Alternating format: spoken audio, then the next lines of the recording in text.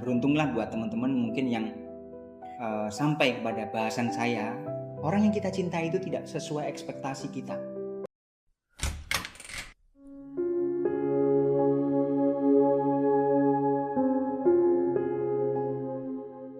Melanjutkan dari pembahasan yang kemarin, sekarang saya ingin membahas tentang cipta, rasa, dan karsa, ya.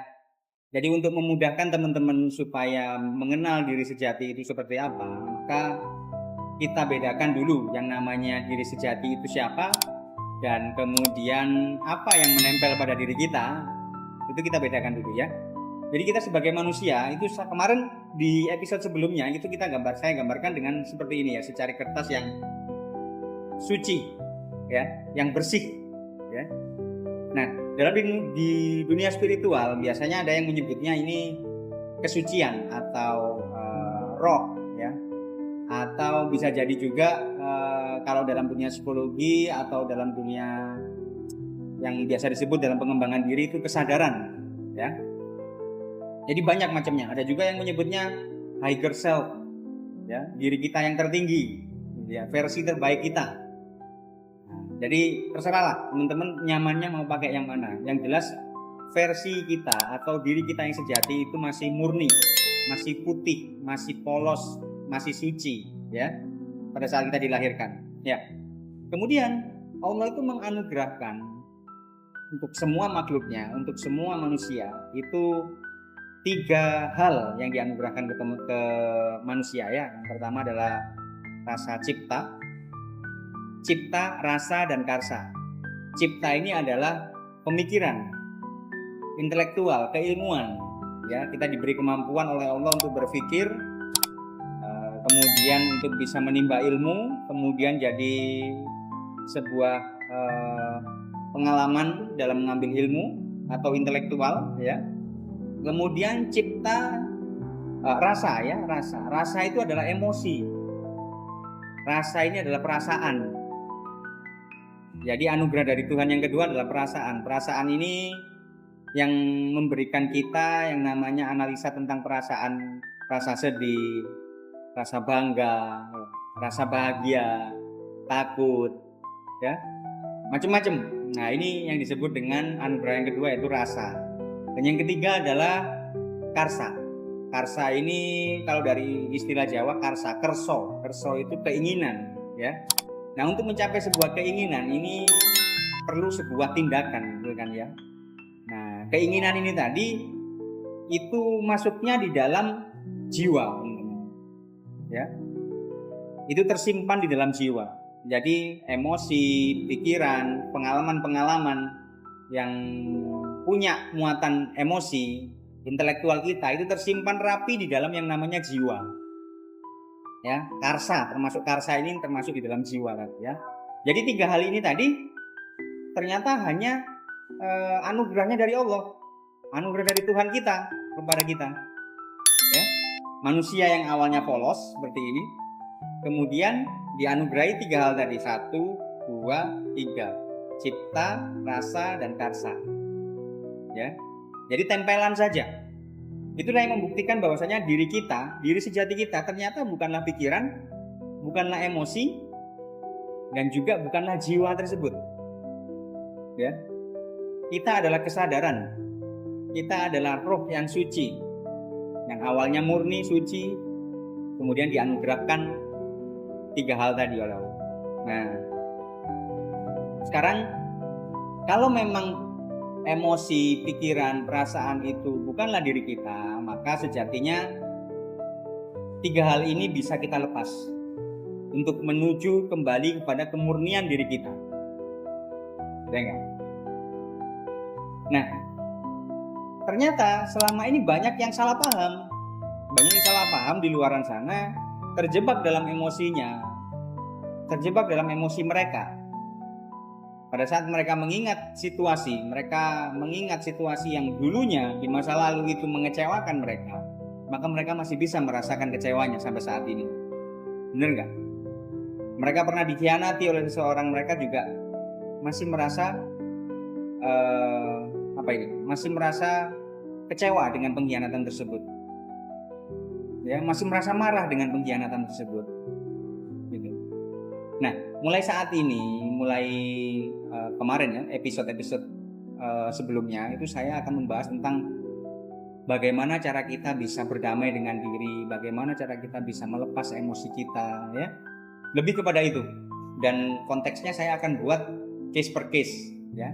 Nah, ini bisa jadi dari klien saya yang mungkin konsultasi ke saya, bisa jadi juga ini pernah mengalami, maksudnya saya sendiri pernah mengalami hal ini, dan akhirnya saya belajar kemana-mana sampai saya menemukan satu metode yang setelah saya pelajari dan saya praktekkan, ternyata ini paling mudah dipahami dan paling mudah untuk bisa saya sampaikan ke teman-teman, gitu ya.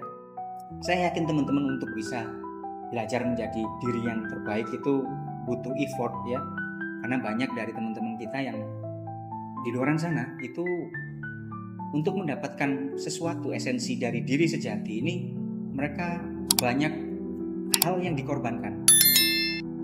Contohnya bisa kehilangan orang yang disayangi, ya. Ada juga yang kehilangan harta benda. Ada juga yang sampai bangkrut total, utangnya banyak. Ya, ada juga yang sampai kesehatannya, mengorbankan kesehatannya.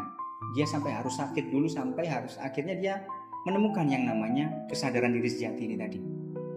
Ya, menemukan keilmuan ini. Nah, beruntunglah buat teman-teman mungkin yang sampai pada bahasan saya di topik ini, karena saya akan membahas tentang hal ini, ya, bagaimana cara kita bisa mengendalikan emosi kita, bagaimana cara kita bisa berdamai dengan diri.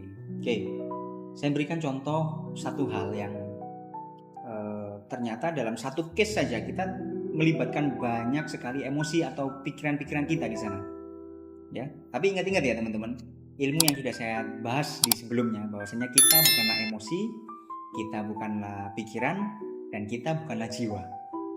Oke, semua itu hanya anugerah dari Tuhan yang notabene bukanlah diri sejati kita, hanya pemberian, ya. Kalau yang namanya pemberian bisa jadi sama Allah diambil lagi, bisa jadi juga kita bisa melepasnya. Artinya tidak satu, tidak menyatu, betul-betul menyatu dengan kita sejatinya. Oke. Coba saya akan memberikan satu hal yang sering terjadi pada diri kita, yaitu kita semua pasti pernah mengalami yang namanya jatuh cinta, ya, mengasihi seseorang, menyayangi seseorang, gitu ya. Nah, untuk memudahkan penjelasan saya menggunakan tools yang namanya kartu emosi, teman-teman nih. Ya, ini ada beberapa kartu emosi, ya. Tujuannya apa? Untuk memudahkan teman-teman bisa memahami keilmuan ini, ya. Ini ada banyak nih, ada hampir 30 yang sering saya bahas ya dengan klien saya. Nah, di awal saya sudah jelaskan diri kita adalah sesuatu yang suci, ya. Namun seiring berjalannya waktu, kita mengalami pengalaman-pengalaman yang ternyata membawa kita mengenal yang namanya emosi satu demi satu, ya. Contoh saja, ini saya berikan contoh adalah emosi tentang kebahagiaan dulu, ya. Dari awalnya yang bahagia, yaitu mencintai seseorang. Pada saat mencintai seseorang, kita terkadang mau mengorbankan apa saja terhadap dia.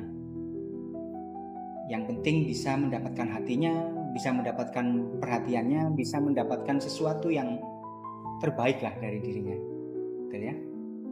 Jadi dari sini banyak hal yang ternyata berkecamuk di dalam diri kita, ya. Emosi itu campur banyak emosi yang mixing di dalam diri kita. Itu mana yang dominan, kita belajar tentang itu supaya kita bisa menyadari, gitu ya, menyadari apa-apa yang mendominasi, emosi apa yang mendominasi dalam diri kita. Coba ini saya buatkan tools yang lebih mempermudah teman-teman, ya. Anggaplah yang saya tempeli kartu-kartu ini adalah roh kita. Di belakang ini ada roh kita suci, ya. Tadi emosi-emosi itu adalah tempelan, betul ya, tempelan. Ini kemudian nempel di roh kita. ya, sangat nempel nih di roh kita. Mulai dari awalnya kita ini mencintai seseorang, ya.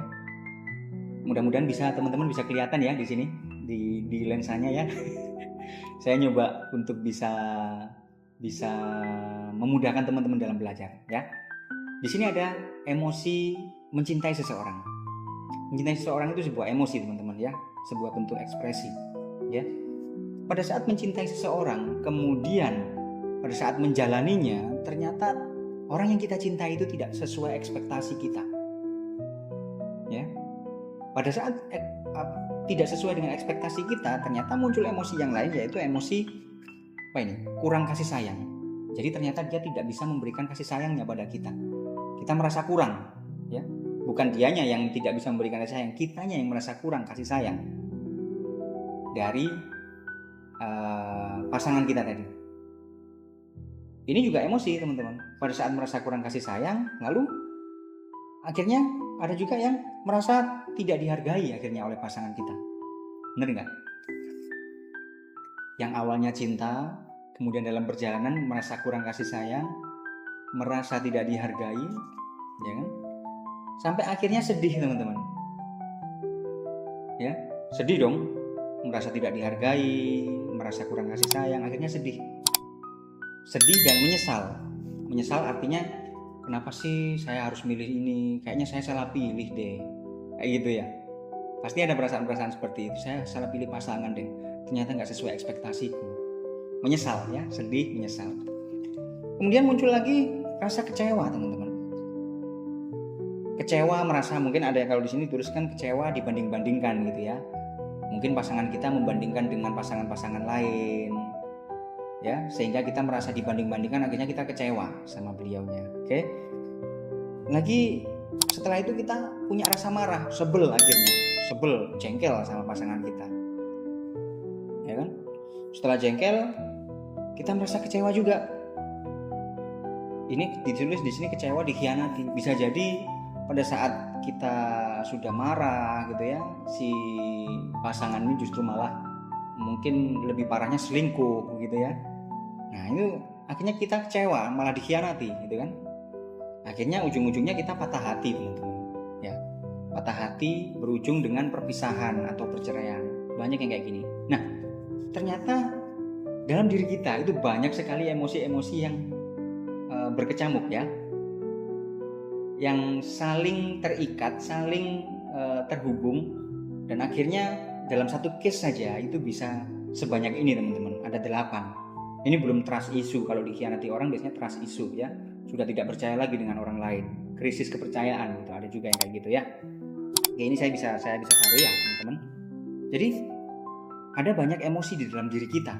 Nah ini yang paling dominan yang mana? Nah lalu bagaimana cara merilisnya? Nah ini yang perlu saya bahas lebih dalam lagi.